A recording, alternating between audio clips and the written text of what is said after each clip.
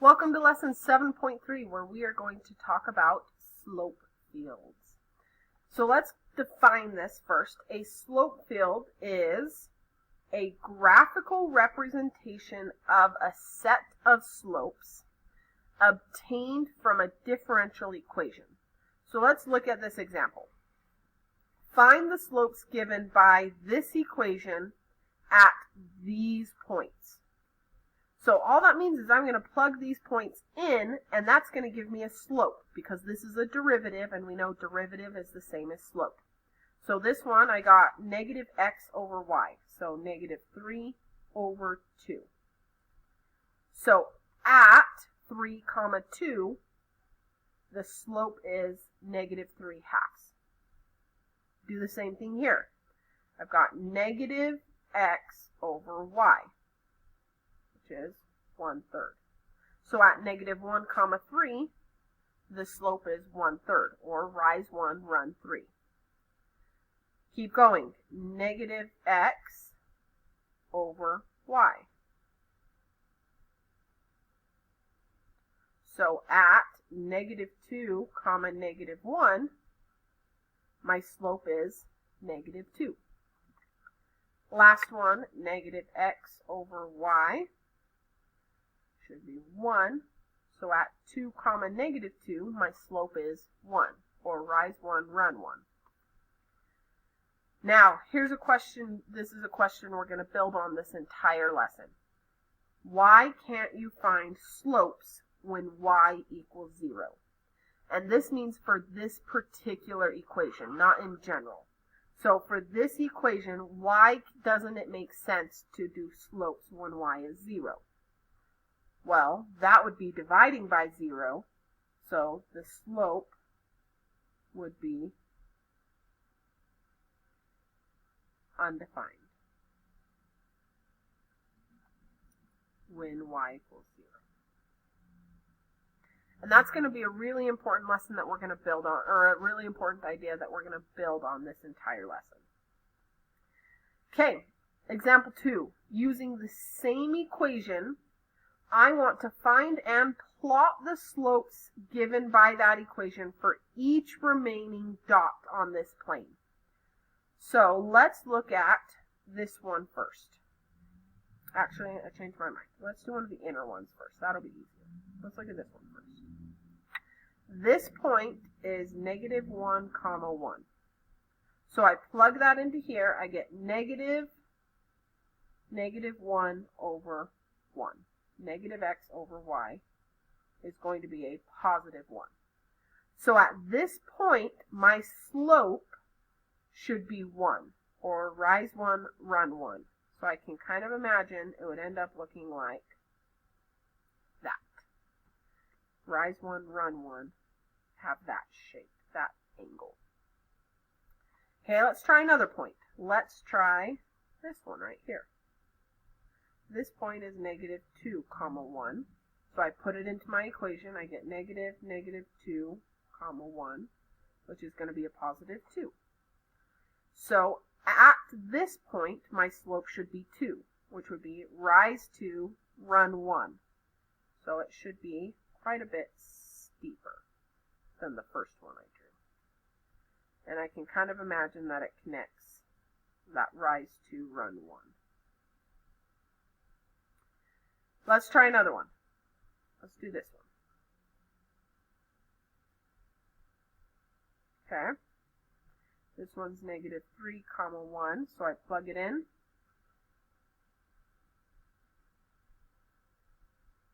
Slope of 3. So this is going to be rise 3, run 1. So this one is pretty steep. Let's do one more together. Let's do this one out here. This one's negative 3, 3. So if I plug this in, I get negative 3, 3. Simplify, that's going to be a 1. So the slope at here is going to be rise 1, run 1. So about like that. Now, what I want you to do is pause the video and do the rest of these dots that don't have slopes drawn. So do that and then come back to check and see how you did. Welcome back. Let's see how you did. So this line right there comes all from this corner. So if you want to check any of those, you can color coordinate them. But then the rest of them, I just went kind of fast on and did them in my head, which you're welcome to do once you get start used to the process. Okay, let's do example 3 for this last one for this video. In example 2, you made what is known as a slope field because it looks like a field of slopes. Now it says, starting at the point 0, 1, follow the flow of the slopes to sketch the solution curve containing 0, 1. So let's go to the point 0, 1 right there. And I'm going to follow the flow of these slopes. That's kind of how they're all flowing, to get what the graph of the equation might look like through that point. Another way to think of that is this is our plus C. So this is what the graph looks like at this particular plus C. Now, let's sketch a solution curve passing through -1, 1. So -1, 1 goes through this point. So it kind of goes like that. And that would be what this graph looks like with this particular plus C point. Let's do one more at 0, -3.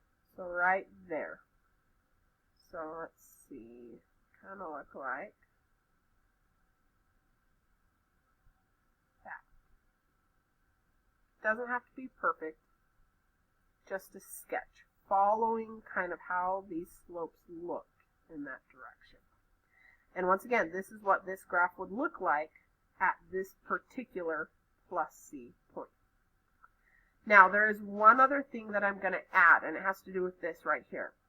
Your solution curve must represent a function. Just a reminder, a function passes the vertical line test, meaning I can draw a vertical line through this green graph and it only crosses the graph once.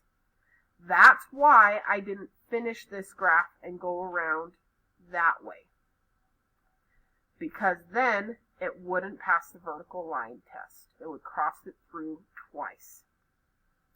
So we need to do the largest possible domain so that it's still a graph. And if you get to a point right here where the slope doesn't exist, aka it's undefined, aka if I kept going, it makes it not a function, here's what you do. Do an open circle. And that open circle says, at this point, my function is undefined. I can go no further. I'm done. Let's move on to example number 4. Now, I am actually going to have you try example number 4 on your own, because this is using what we learned in 7.1. So it's taking that same equation we were just working with, but now it's saying solve it algebraically. So pause the video, try to use what you learned in 7.1 to solve this equation using your integrals and things like that, and then come back to check and see how you did.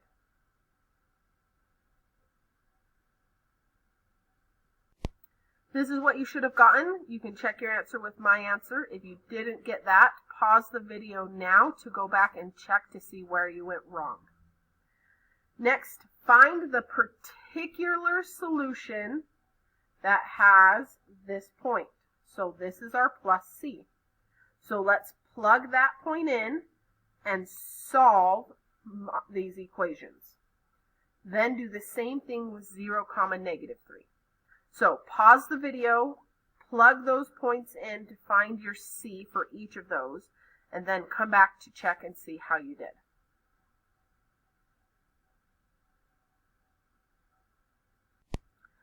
check what you got with what I got. I plugged 0 and 1 in, solved for C by squaring both sides, got C equals 1. Now for this second part, we have to do something extra careful. Because my y value is a negative number, I have to use the negative equation. Remember, anytime you take the square root, you get plus or minus. Well, here's my plus, here's my minus. If your y is positive, use the plus 1. If your y is negative, use the minus 1. So I used the minus 1, plugged 0 and negative 3 in, solved for C to get 9, and then when I write my equation, I once again use that minus 1 because y is negative. Now, just to put into context what these mean. Remember up here we graphed 0, 1, and this was the graph we got. Well, this is the equation of that graph. So that's what this graph, or this equation, looks like. And you can find that using those slope fields. Same thing for 0, negative 3. This equation fits our 0, negative 3. So this blue graph, the equation of that graph is this equation. So that is all for this first video. In the second video, we will do one more example, couple more examples with slope fields.